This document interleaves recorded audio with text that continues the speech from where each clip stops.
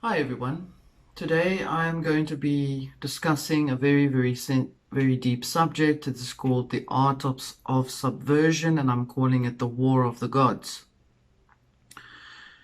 And the reason I'm calling it the War of the Gods is because the topic for this particular body of work is referred to without fail that every human being tends to want to become a god. And I'm not blank. This is a general statement. This is not referred to anyone in particular, but there is a drive to want to, depending on the ideologies and how it's shaped on a socio psychological spiritual structure, that it is one of the things that most of these Ministry of Magic people want to become. So, yes, now I've just referred to them. But unfortunately, there are also other people who are not always part of that and may not understand what happens around them, and they also tend to then become influenced perhaps by these ideologies. So we're looking at the art of subversion, and it is important for us to understand that we need to understand what the word actually means. Now, subversion means the undermining of the power of power and authority of an established system or institute. So in other words, that I kind of think it speaks for itself. Subversion in the physical man-made sense is also a man-made invention. Therefore, it is an energetic contract, which means one has to agree to that particular contract for it to become so. Sometimes we can be subverted by our family, by our people that we trust, without them even being aware that they do. When you do something and your parent wants to reward you, and may then hold out a reward at the end of that particular task at hand. In other words, I feel from what I can see that subversion is also related to a very kind of if you do something for me, then I can give you that type of thing. So one could say it's a type of exchange of energy or ideologies. However, subversion can also be used in a fancy way of saying that if you've got something and I want it, then I will try and distract you so that I can get it. And that's my basic opinion of it.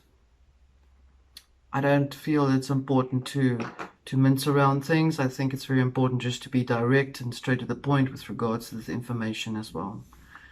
So subversion is really an ancient human fracture within the conscious psyche. It's not been an easy path that humanity has had to endure for such a long time, particularly when what you've once believed in is changes constantly. You're feeling constantly lost. So it does affect you on an emotional, deeper psyche. It is important for us to understand that essentially the whole process with subversion must be taken in context to everything else that I will be bringing in for you to understand. Okay, and subversion takes place over a long period of time, and the ultimate goal is to be captured. Okay, and what does it mean to be captured? I think it speaks exactly for what it means. So if you are captured, or you are illumined into something, or glamored into believing a particular illusion, then you are also captured. But remember that to be captured is also a choice. Contrary to the actual things that people say that, but we didn't have a choice this, or I didn't have a choice that. You always have a choice. It is fear that changes you or that you allow to change you, to change your choice, to make your choice. So, what does it mean to be captured? Now, I've got my notes in front of me because it's a lot of stuff, and I'll be glancing to them back and forth, as you know. To be captured means that there has been a psychic, psychological, emotional, physical, mental, and spiritual agreement to a particular process of agreeing to become subjected to another person's illusion. So in other words, when I say you agree to become subjected to another person's illusion, I'm saying it can happen where you are unaware that you are agreeing to that person's illusion for various reasons that you may agree to it. It could be because you are tired of working with this object in trying to clean the wall that someone says to you, okay, rather, you know what, how about I sell this to you? It can do the job of two of you and you won't have to sweat anything and blah, blah, blah. So I con you with a little bit of zhuzh around your ego, and then hopefully you'll fall for it, and then I can sell my product to you. That is another example. It is different when someone comes to you and says, hey, I've got this thing, let's work on it, let's fix it up, let me help you do this, or I've invented this thing, this should help your work, this will help you to get better, but I don't expect you to buy it from me. If I do expect it to buy it from me, then all I want you to do is to tell everyone that this tool replaces this tool. I don't do this at the cost of you in the end. And that works in the same principle as self-love versus vanity. When you can love yourself and it is done without the cost of another person, then you are loving yourself in the correct manner of speaking. But if I love myself and it is at the cost of you, or it is at the cost of an animal, or is at the cost of anything and anywhere in any place, shape, or form, then that is vanity. And that is what you need to understand. If there is any cost involved in anything that is expected of you, then you have agreed to become subjected to that program that is being enforced into this reality, whatever it is. This is just a rough drawing of the explanation, a bit of a background so we can understand what it means to be captured, and so that we can understand how captured, the captured process takes place through subversion. Okay, so normally when we look at a lot of countries today, we can see that there has been a lot of historical references in terms of certain countries that have been captured by introducing third things. If I say third things, I'm saying the person that is introducing the actual object to coax you with, you, the receiver, and the third thing is the thing that is being used to do the trade with. So in other words, there's always an expectation after an exchange from said person that comes and plants his or her flag in your country, where you have perhaps lived for centuries without seeing any daylight of any of these nations that come up on your shore and then come and trade beads with you. Nice shiny objects that will make you feel happy and nice when you look at it, in trade for your gold in your temples or your rubber in your plants. So the same thing takes place when what they wanted in the first place was really the gold. The Spanish conquistadores, I think there's a very good example when they came into the Amazon, and they basically, first thing that happened was they just launched in and destroyed everyone. Then they realized, no, that was not going to work, because then the natives, the native people were resisting that, and they fought back. So they decided to try another plan. They would rather use religion. And that is a very nice way to go into a country as a missionary, to come and introduce a new way of belief, a new way of making you feel you don't have to work so hard. Seriously, man, you don't have to go and pray by the tree. You can just literally stand here and look at this little idol or this little cross or this little widget, whatever it is.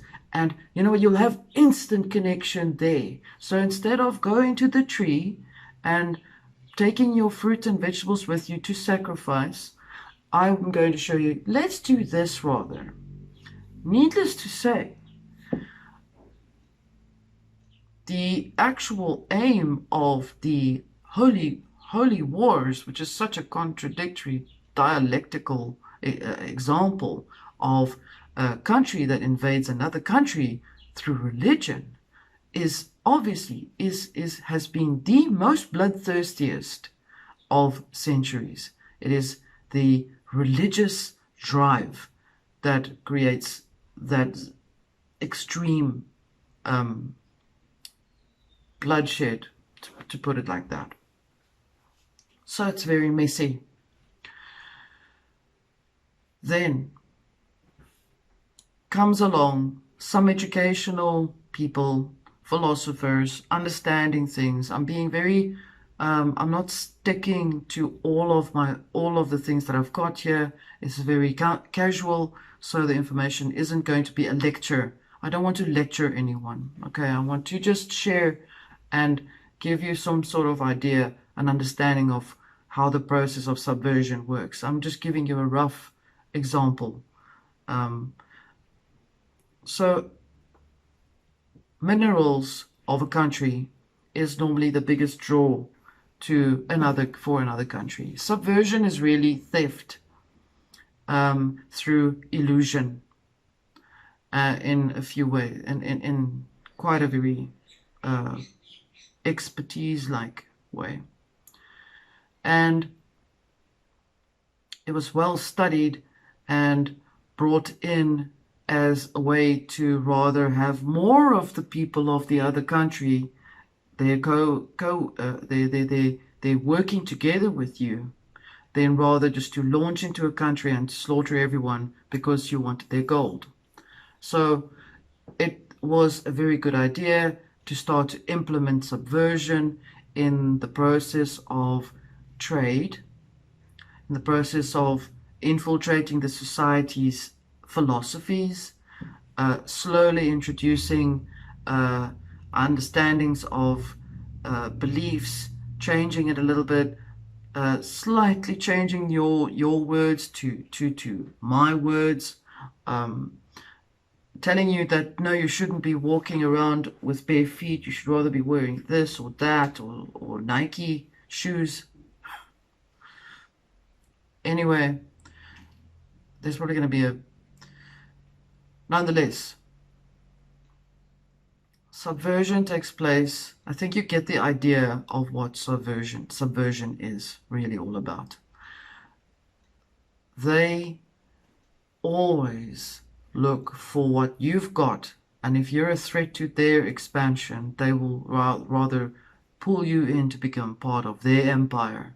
And they will do this by sharing and trading in business, innovations, language, philosophy, art, religion, spirituality, sociology, education, everything. Every single thing becomes a captured thing for the other country. There are tactics in how this was really put in place, and I will go to that in a few minutes. So as long as you understand that if you've got something and I want it, or you're a threat to my process, then I'm going to try and make a friend of you. I'm going to try and coax you so that eventually you will want to pledge allegiance to me, so that we can become best friends, while I want your oil. So that is how it works. So I call this a type of technology, and I'm calling it a subjective illusionary technology. And the reason I'm calling it a technology is because it is a tool of high magic, which is at its base really the ability to enforce through a type of influence and distraction, a sleight of hand, to really step onto your shore to come and plant my flag. So, how is subversion acted out? If you want to enslave a country, you start with subtle misinterpretations, as you've heard what I've just said now. You change a little bit of the conduct. You change a little bit of the codes of belief. You influence a little bit the traditions that the people have. You introduce to them, yeah, you can maintain your ethnicity. You can stay exactly what you are. I'm not going to change you, but I just want you to wear this outfit while I'm taking a video of you so that you can portray my product. And while I'm making you a part of my advert, you get fame and I get the glory.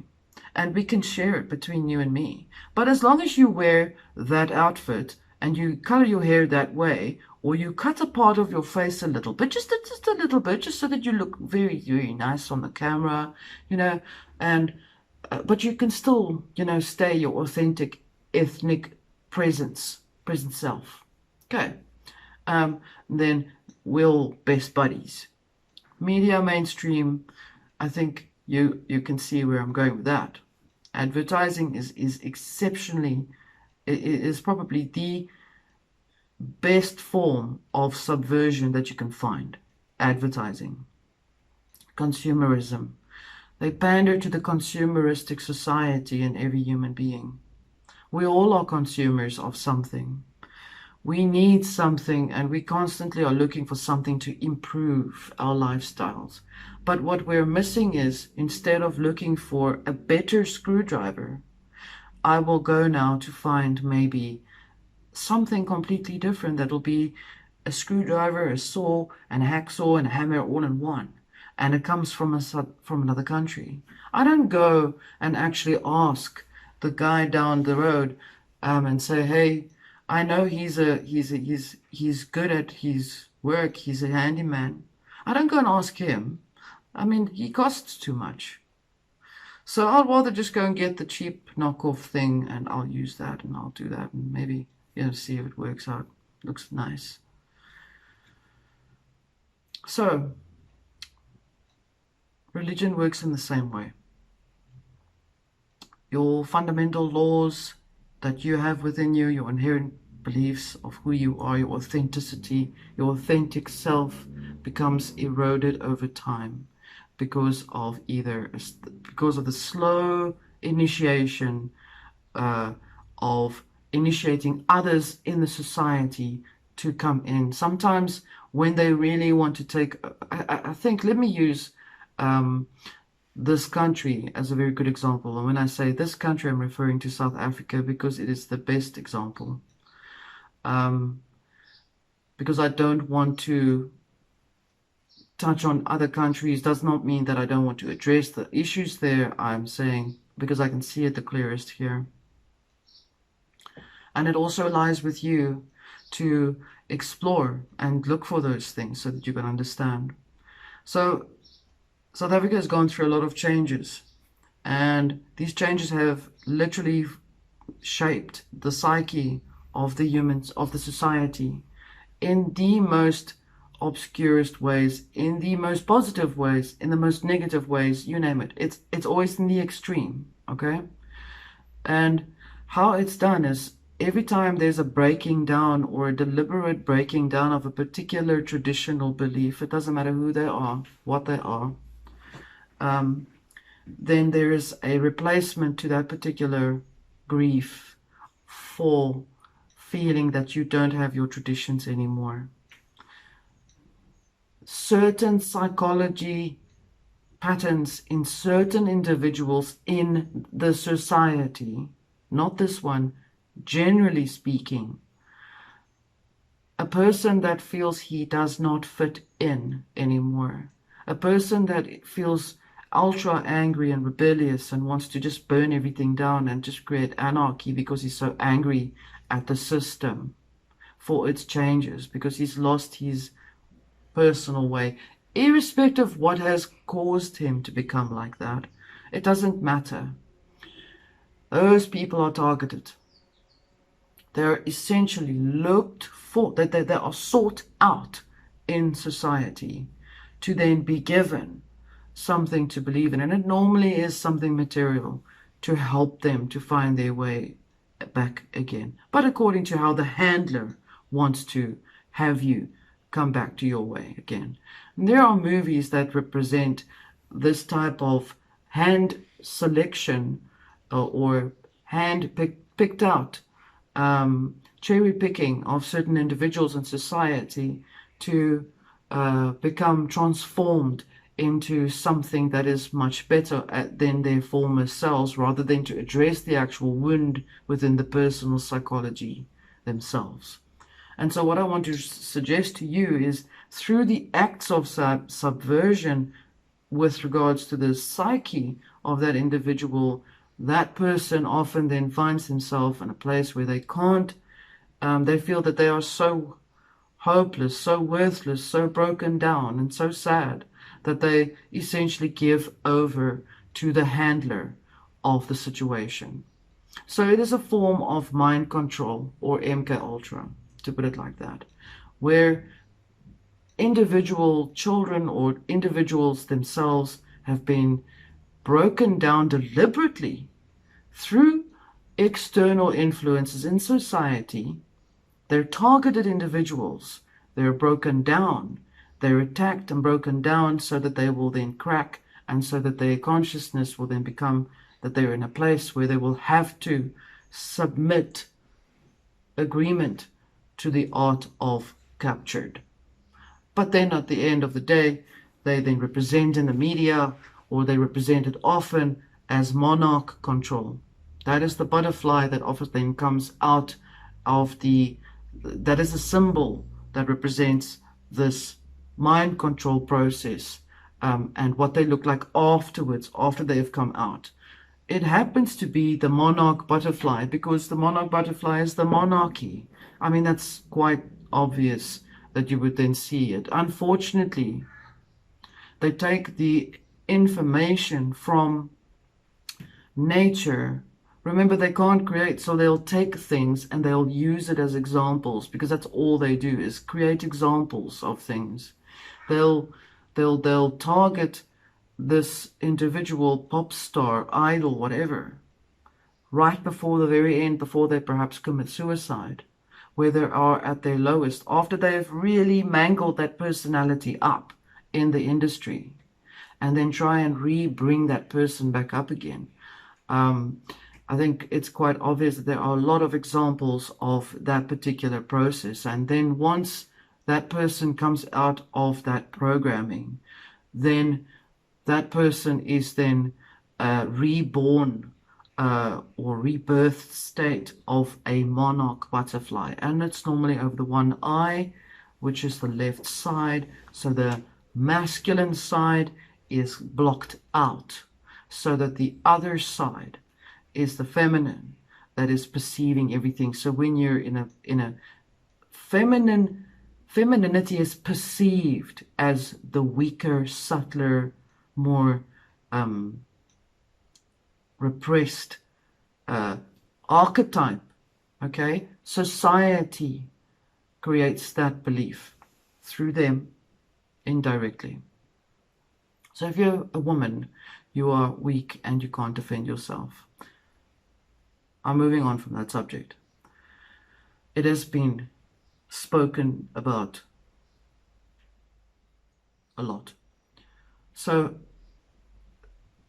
the butterfly over the left eye, let me just complete this part, shows that the rebirth that takes place is a melting together of energies, so that it is not the male in its original masculine form, which is a part of the consciousness. Okay,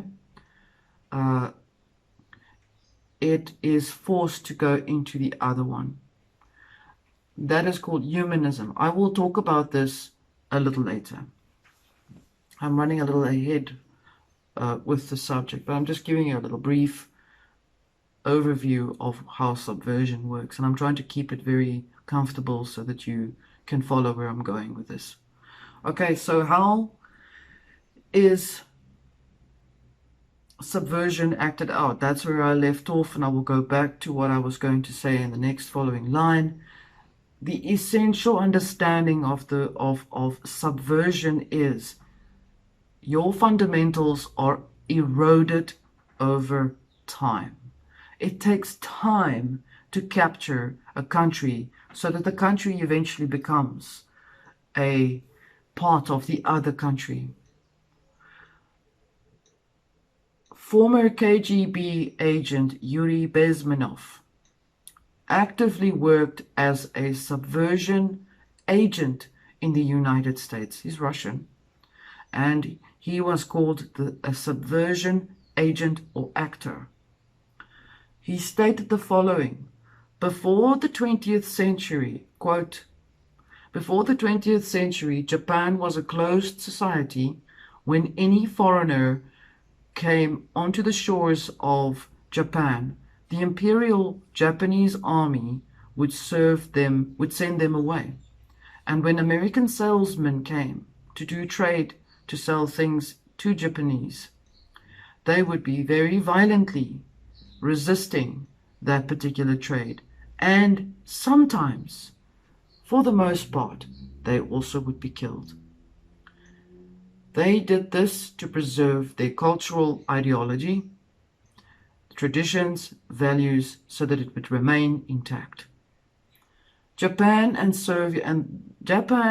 the Soviet Union are virtually impossible to be subverted.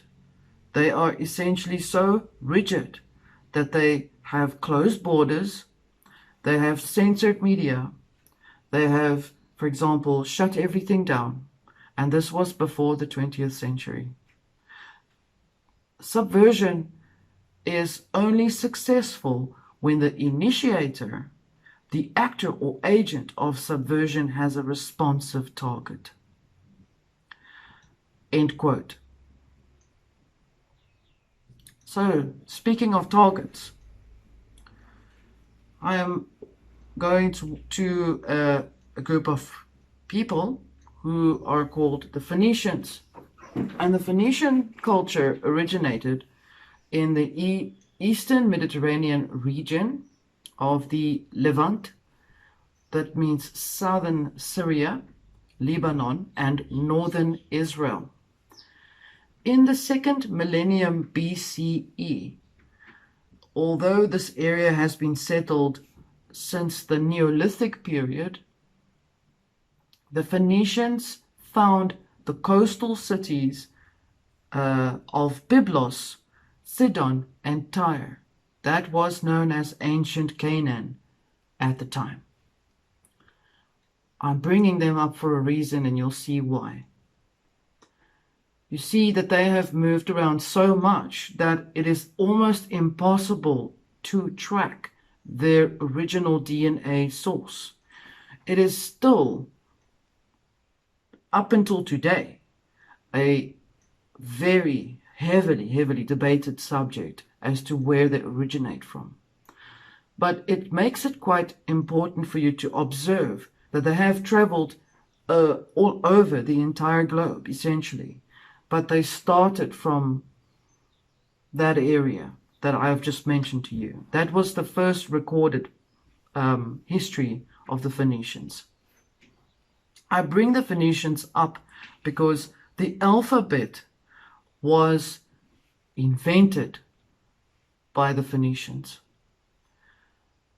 Language is the most important, powerful tool that can be subverted and changed and manipulated in such a way so that you will literally spell yourself into your own oblivion.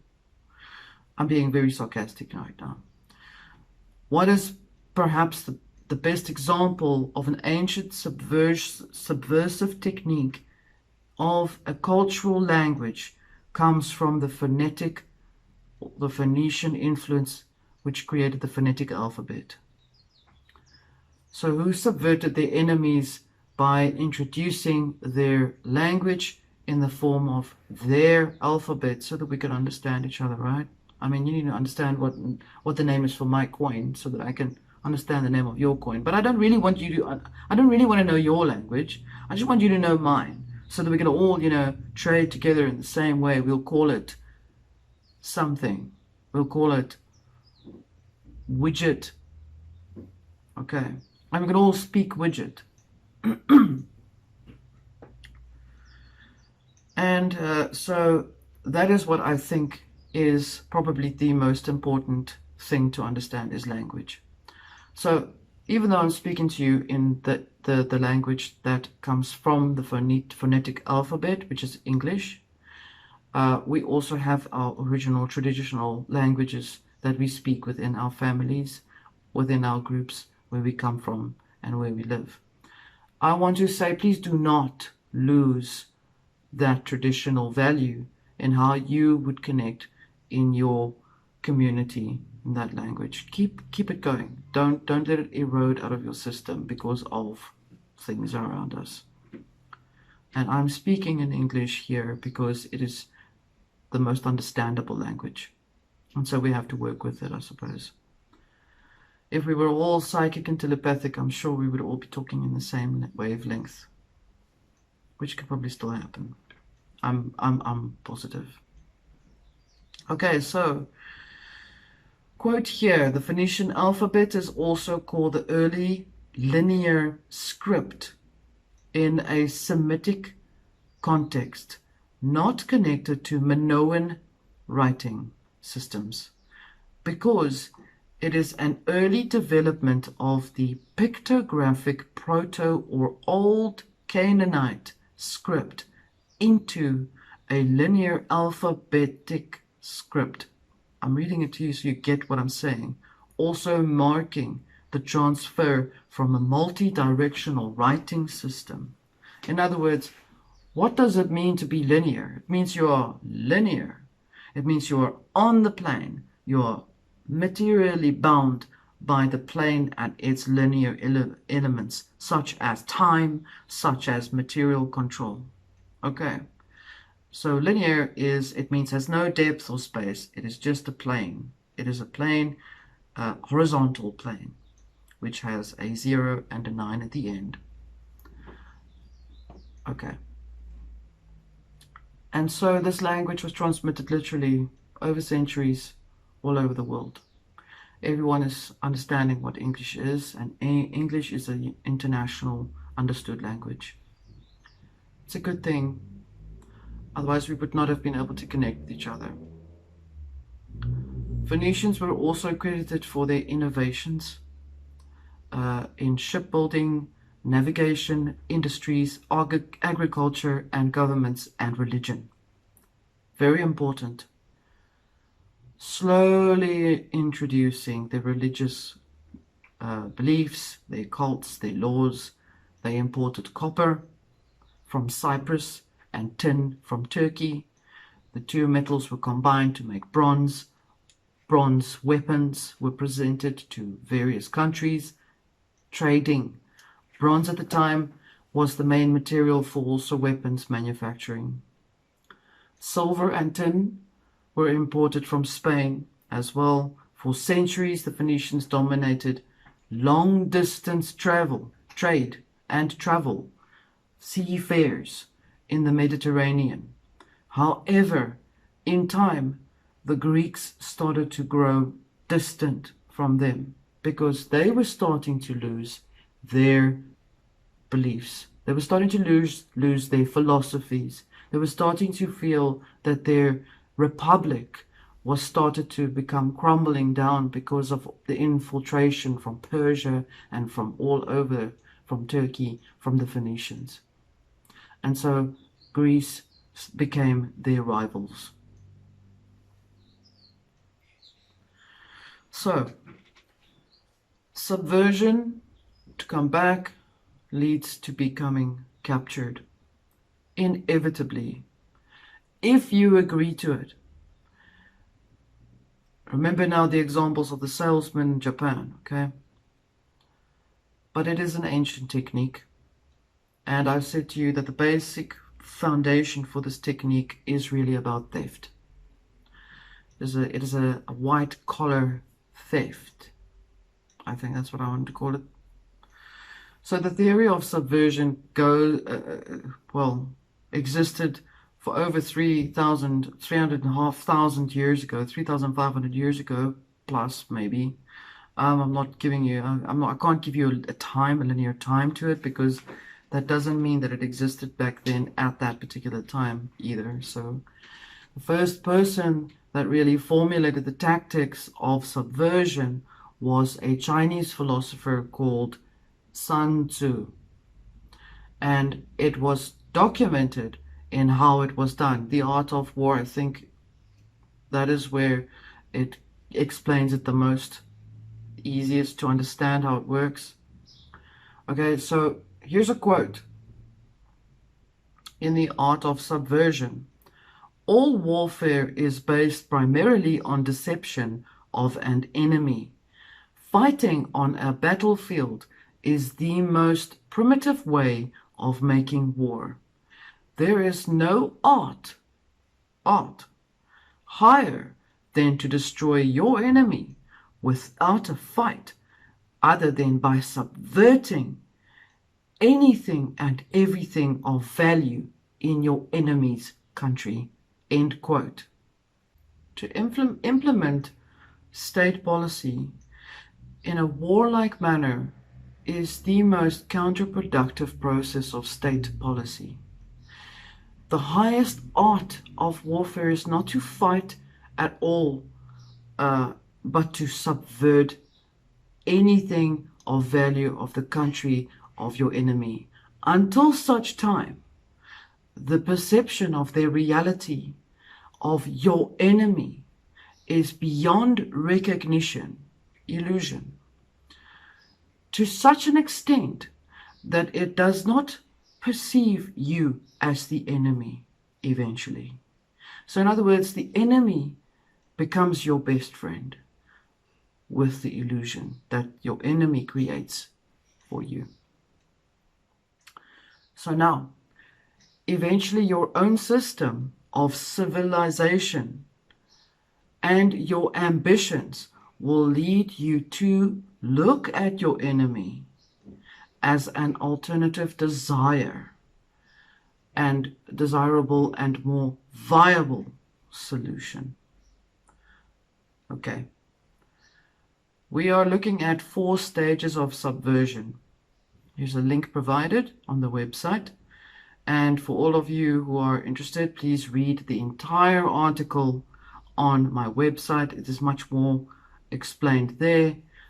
The video is just to explain roughly what it is about. Okay, so there are 4 parts to subversion. First part is to demoralize a nation, to demoralize the country, the enemy. It takes around 15 years to do that, which means, like I said, it'll take a long time, because it is literally to change one generation.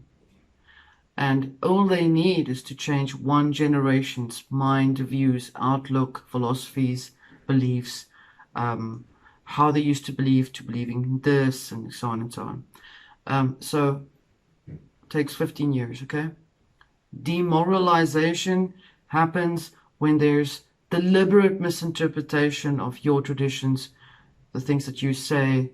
They'll misprint things, and you'll try to fight it, and then you'll go, and then they'll give you a little bit more this, but this person said that. So remember now, media, okay?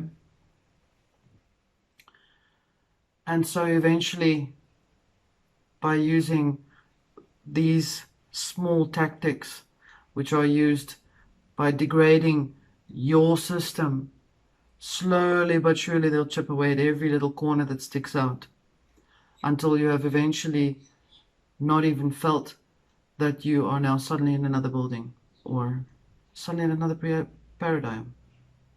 And it just changed literally. It will feel like it changed overnight. Okay, and so, which leads to the next part. After they've chipped away at every little part of your society, the destabilization part comes in. Society is now lost in itself. It feels disabled. It feels uneasy. It's all over the place. It feels a little chaotic. Um, it feels like the economy is weird. Uh, Foreign relations are suddenly all over the country. Defense systems have changed. Philosophies, religious, arts, politics, laws are slowly eroded as well, subjected to accommodate the them, okay, and so that is how the manipulation through the law starts to come in. Before you know it, the constitution is literally changed, and you don't know how it happened. Then it leads to a crisis period where you are literally in crisis and you don't know what the hell is going on. This whole story that's now been taking place for about 2 years is one massive destabilized crisis process. It is now slowly trying to build up towards the normalization of that which happened before the crisis or that which happened during the destabilization period. Okay. So they've perhaps demoralized the country for many, many years, and now suddenly they've turned it up to the next level. Um, the normalization thing, I think, is kind of obvious when suddenly pink is pink and it really looks like a different color when the grass is blue. And you'll just accept that the grass is blue because your generation of children that are coming after you will say, yeah, but the grass is blue. No, it's got blue tinge. It's got a little green tinge, but it's actually blue. Okay, so and the fairies have painted the grass blue, so that is why the grass is blue. Okay, philosophy, art, etc., etc. I don't think I need to go into that again. I think you sort of have the idea how this process has taken itself into the next level. So the quote from Yuri Bezmenov states, "The United States is in a state of war." It's not just the United States, it's everywhere really, if I could change that quote. "Undeclared total war against the basic principles and the foundations of the system," which is what he calls democracy. "The initiator of this war is the system, the world communist system." Quote, end quote, Yuri Bezmenov. So subversion does not happen when there is no agreement to accepting it from the start. That means literally what it states is, if you do not want to be subverted, do not consent to it. If you do not want to be subverted, then do not consent to inviting something in. You can invite someone in, I suppose, but you don't have to let your guest run your house, right? You don't have to let your guest go into your kitchen and open your cupboards and start making food together for you unless it's a family member. But then that person would not want to change you. They'll just want to help you. It's that simple to think about it logically. So I don't think I need to explain about trade again. I think you understand how trade can be subverted as well. I think it's very obvious in how the Phoenicians have applied their subversion tactics over the centuries. So religion is the next thing that we're going to be looking at. So I want you to remember the 4 stages of subversion. Demoralizing someone. In other words, making you feel like you don't really, what you believe is, oh no, do you believe in Santa Claus, really? No, losers think about Santa Claus. Winners think about the tooth fairy. So Santa, okay, demoralization. Now you're stressed. It's called destabilization. Because now you wonder, but you've always believed in Santa Claus, and yet they say the tooth fairy is so much more powerful. I don't know. And then it follows to a crisis point where you're actually angry. You're fighting with everyone in the house because you were told Santa doesn't exist. So you go and tell everyone Santa doesn't exist because you're angry. Because you're just stressed.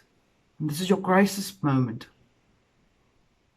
And then over time, after you've told so many people because you were angry and you had a reaction to everything, you told everyone about the tooth fairy, this, tooth fairy that, there comes a movie about the tooth fairy.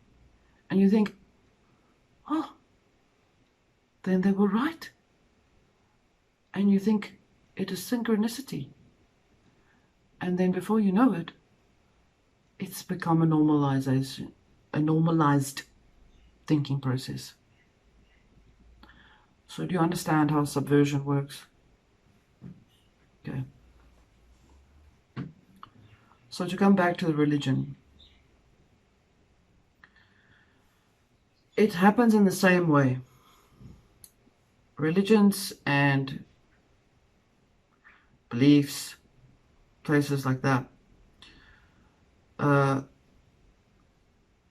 demoralization of faiths, beliefs in traditions, spirituality, etc. are also destroyed and ridiculed and replaced with more alluring cults, perhaps added a little bit of sex in it to create a sex cult, add a little bit of blood in it just to make it a little bit gory, make it cool, put it in movies, make witchcraft something cool, when initially it was meant to be as an the whole thing about witches is really bizarre. It's actually, I mean, not say it's bizarre. It is just something that is so overkilled because Wicca doesn't actually exist. Wicca wasn't a natural thing that came out of nature. Wicca was an invented thing that came from the 40s by some bored person who was a person of military standards. He was high up in the military. He wanted sex in there. So he wanted to have a nudist camp. And in order for him to have his needs met, he created nudist camps and he brought in the air of mysticism in it. So he invited a lot of rich people to come to this nudist camp, and his name was General Gardner. Okay? He was the inventor of Wicca. Wicca is a man-made fake thing. It doesn't exist, doesn't come from nature, okay? It is based on nudity and the exploitation of people by way of mystic changes there, okay? Messing with your mind. In fact, it was such an extreme thing that it was highly coveted by Aleister Crowley, who actually wanted to buy the entire organization. And he said no, he wants to do good. So yeah, anyway, we'll leave it there. Now, to come back to dogmas that were also changed, obviously you know that sometimes you would like to have a bit of discipline in your faith. And so even those disciplines were changed. It used to be in a where you would go with a dressed very formally and a subdued state, and in this particular religion, and now you can just come there with a loose neck, no tie, slobs, because hey, peace. And that is how things are changing.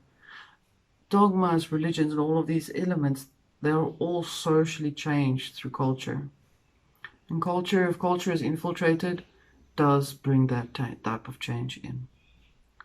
And so traditional values and values that are antisocial are also slowly introduced, just like I've explained to you how the hippie movement was created as well, as a form of destabilizing the country.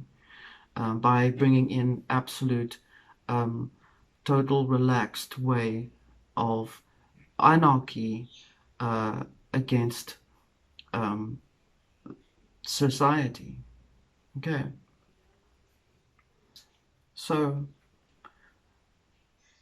I'm coming back to laws as well as the Phoenicians. Laws were slowly changing over time. I think that is kind of obvious if you see that that's what happened. The Phoenicians have replaced the language, yes, like I've just said to you. It's very important to understand that. They changed language, trade, uh, religious, and faiths, and they've brought in new things of trade, boats, you name it. Okay. They also supplied weapons to everyone to fight with each other. It's quite something to look at, eh? Anyway, what I want to address to you is something that's a little bit more deeper in terms of what is disturbing in itself. And it is to do with the introduction of the actual monotheistic belief system, which means there is a Godhead at the top of something. And that Godhead is quite a powerful thing. And you need to have your idols to worship so you can get through to your Godhead. Or you need a priest or a minister or a whatever to be the middleman, because you're just not worthy at all. You know, you just cannot be worthy at all of that God. Okay, so you need to have a minister to stand here, and you need to pray to that person, to take your humbled prayer to the God. Okay. So they invented something called, well, they brought in their god called Baal.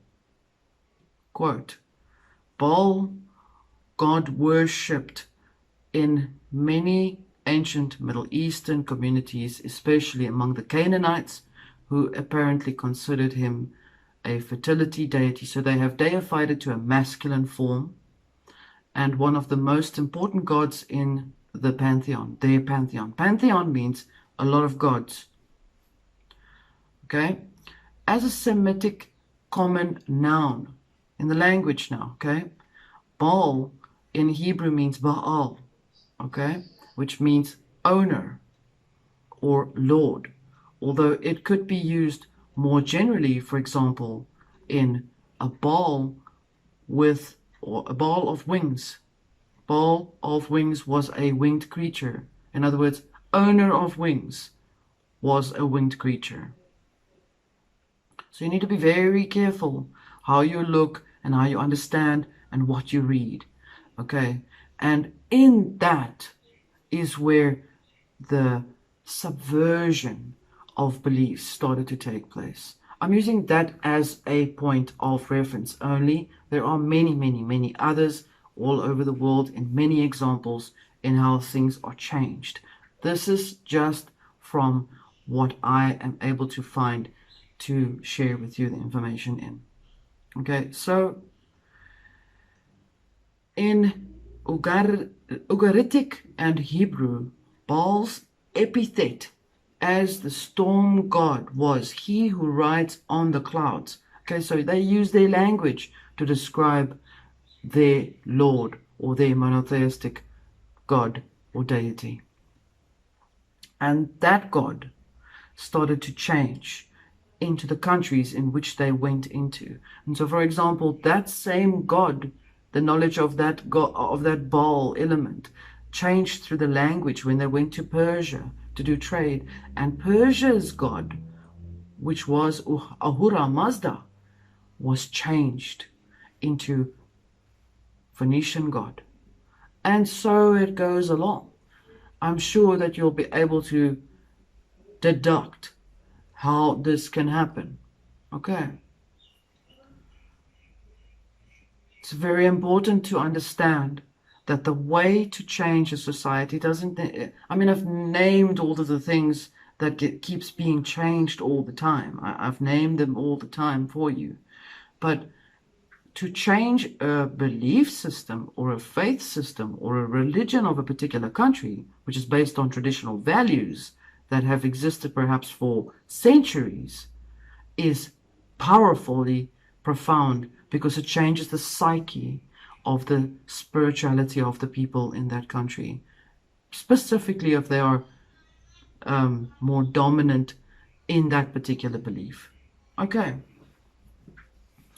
so what I want to bring into you in the last part is something very important, and I want to just bring you back to present, where we're looking at why it's important for them to change the original beliefs of a God structure, which was once understood to be actually an infinite supreme force without any deification of masculine or feminine properties to it. A very good example of this is Great Spirit. And here is a link to explain to you where that terminology comes from. The terminology describes the energy, the supreme energy being that we are within, as it is within us. We do not require a manifestation of a deity to tell us what to believe in. We are all of it. We make up it. Its existence is within us, as its existence is within everything around us and within us.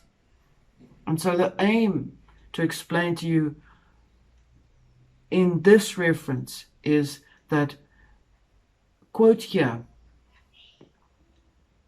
the last known example of Great Spirit was mentioned in the Native American tongue. The Great Spirit is the concept of life force, a supreme being, which was mentioned as a supreme being or God, known more specifically as Wakantanka in Lakota, Glitche, Gitche, Manitou in Algonquin. Okay, there is a link to explain to you what that means in life force. This does not mean that this channel worships. We don't worship. We are. We express and we create. That is what we are. That is who we are. That is how we move forward. And this by no means is suggesting in any way, shape, or form to you that the beliefs that you have and what you were raised up in, to believe, to be in, is wrong. There is no judgment over that either. And so I want to share with you that is why I decided, as I was driven, as I felt I was inspired to refer to the Supreme Being as that name, because it means it is that vast. It means it is that omnipresent. It means that once you pray within and you connect to whatever you connect with, you feel the physical presence of that energy. It is tangible. It is how present you feel you are in your kindness to yourself, that you are able to feel the presence of this force. And so it is very important for everyone to understand that this presence of energy does not change your God or the belief of God the Father, God the Son, and God the Holy Ghost. It doesn't change those beliefs. It doesn't change the Allah, or it doesn't change the Buddha. It doesn't change anyone's belief system. It never does. It is merely the energy that exists. But it must become something that you will start taking note of within yourself, because that force of energy exists. And the way that you are able to see it is to express it and experience it between loved ones, between people that you care about, friends, family, nature. And your relationship to it is the relationship to you that Great Spirit has with you. So you need to work on the relationship that you have within yourself, and that will give you the guidance of the relationship to that which is also around you. Okay. I'm leaving the last part with you, which I'm going to just give as a few parts in terms of what more was done through subversive capturing of religions, such as culture, that we've discussed that. And I will give you a quote which was done by a writer called Jack Hart, from the author of Those Who Arouse Leviathan. His book is available on Amazon. And he writes, quote, "By the end of March 1933, with the passage of the Enabling Act, the National Socialists that attained absolute power in Germany, and by June of that year, Aleister Crowley could no longer contain his enthusiasm. In the first of a three-part series of articles for the London Sunday Dispatch, Aleister Crowley gloats, 'At birth I had three of the distinguishing marks of a Buddha. I was tongue-tied. I had a characteristic membrane which necessitated an operation, and over the center of my heart I had 4 hairs curling from left to right in the exact form of a swastika. And before Hitler was, I am. The I am part means that he is not just the power behind National Socialism, but that he considered himself to be a god.'" End quote.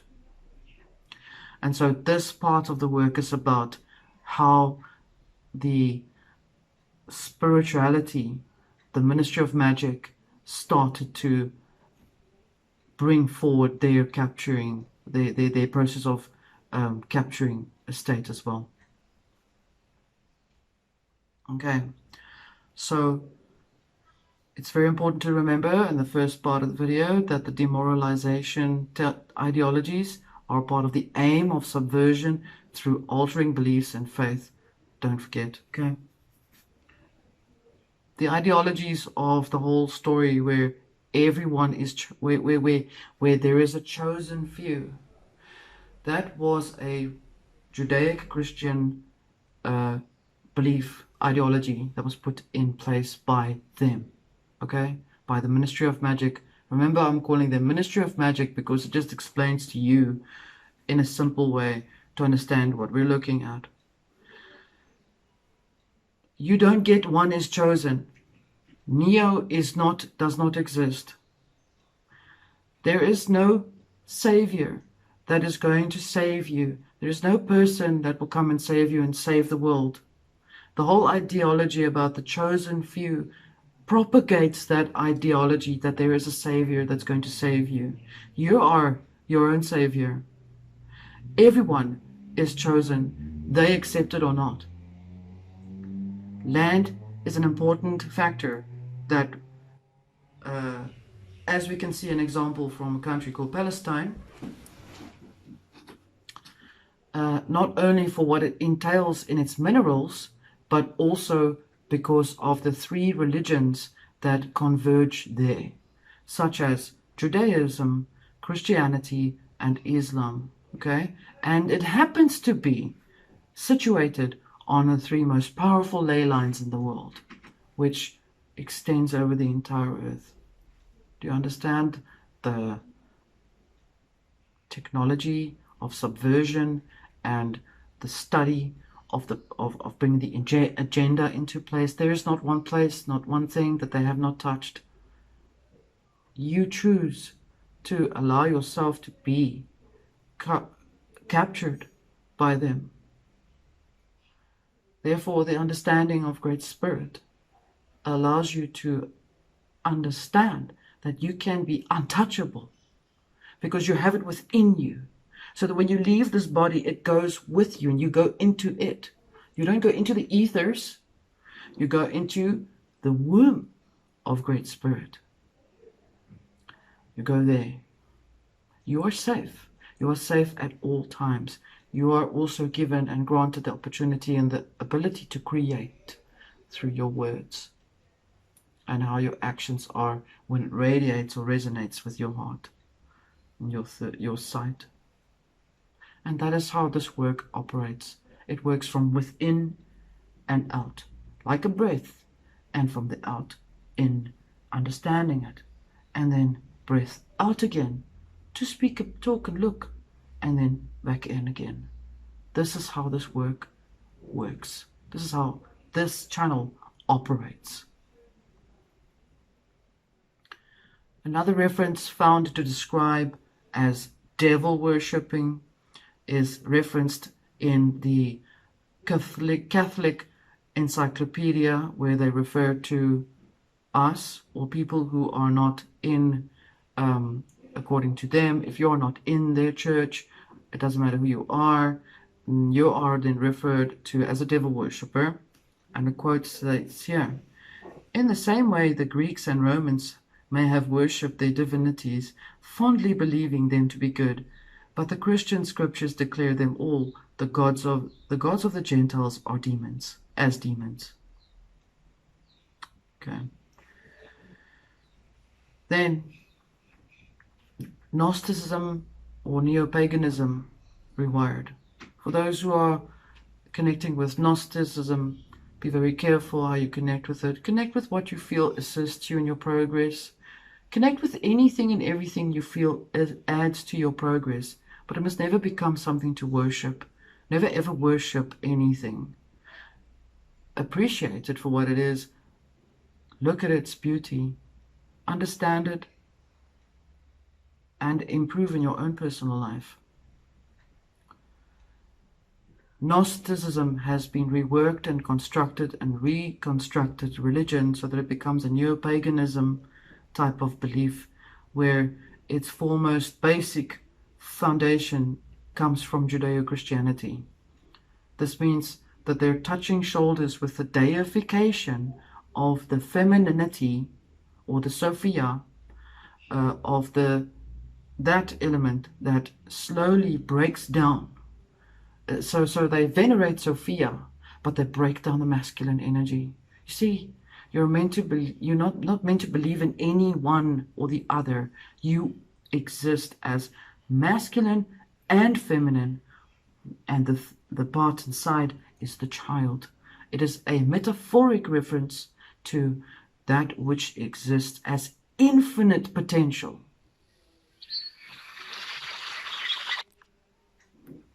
And so what I want to bring to your attention is that you take note of what you look at.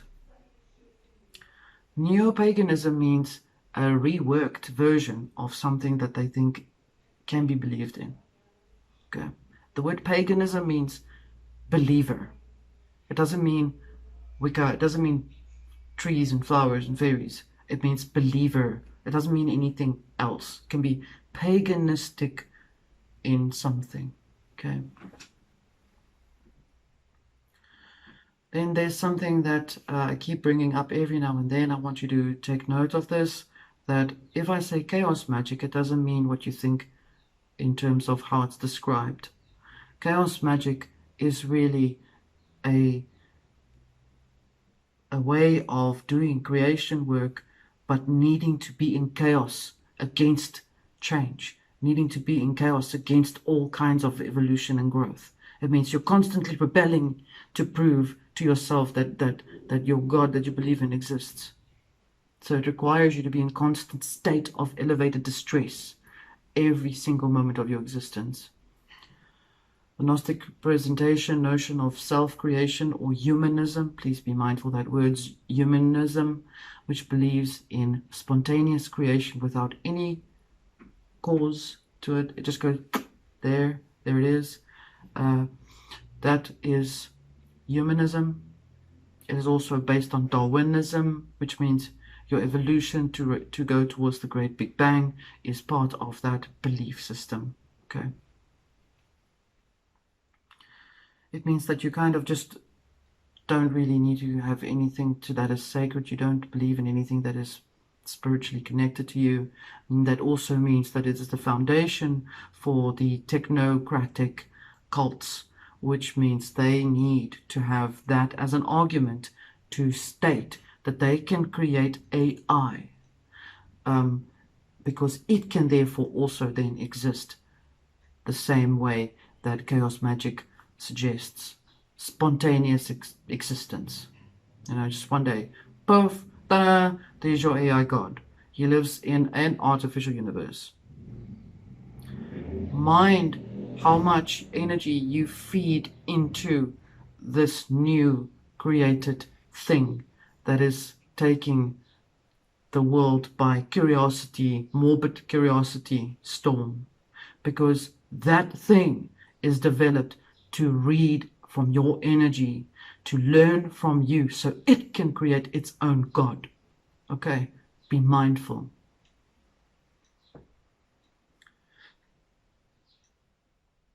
That is called cyber magic, just so that you know. I've just gone to the next part of it. The most powerful reconstructing of the self-made God is known as apotheosis. Please keep in mind, the word apotheosis is the glorification of a subject to divine levels, and commonly the treatment of a human being, any or other living thing, as an abstract idea. We are not abstract. We are organic, in the likeness of their deity. The term has meaning in theology where it refers to a belief, and in art where it refers to a genre, a story, a narrative. Humanism is also hand in hand with transhumanism. Humanism is a progressive philosophy of life that without theism, which means reason, or other supernatural beliefs, in other words, you don't have gifts, affirms their ability and responsibility to lead ethical lives. So in other words, just be a nurse bot. You don't know anything else. If it is not theistic and it does not accept supernatural views of reality, if it doesn't see these things, therefore it then reasons that it does not exist. Okay. That's the blind leading the blind, all right? Then the Vatican supports this particular movement in an article which is referred to embracing the Abrahamic Faith Center and creating based on the Pope Francis, where there's a joint statement with the Grand Imam with the explicit acceptance of humanism. Okay, so even breaking down the Abrahamic faiths as well. Okay, it's really bad.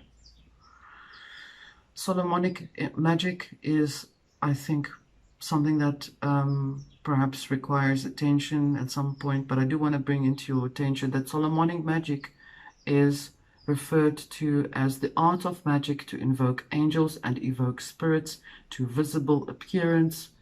Common spirits conjured up was Astaroth and Baal, and they use Judeo-Christian and Muslim elements to enforce that magic.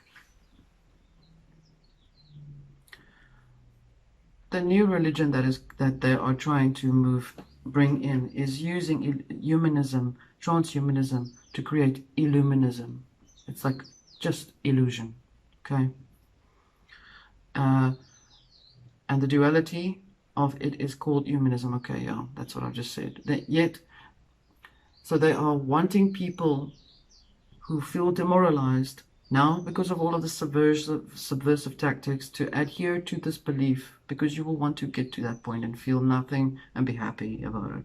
Okay, no responsibility, panders to your egoic needs to be lazy, perhaps, or ignorant, or winded. Doesn't matter. This is, again, no judgment. Okay, understand? These are examples. The dominance of illuminism is the drive to create urgency to merge.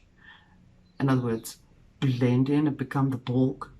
That's what I see if I hear the word merge. The dominance of illuminism is the drive to create an urgency to merge and override the idea of a soul,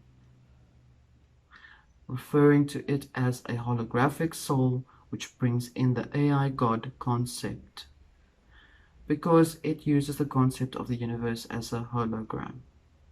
Okay, I'm leaving this with you. Go over this again a few times.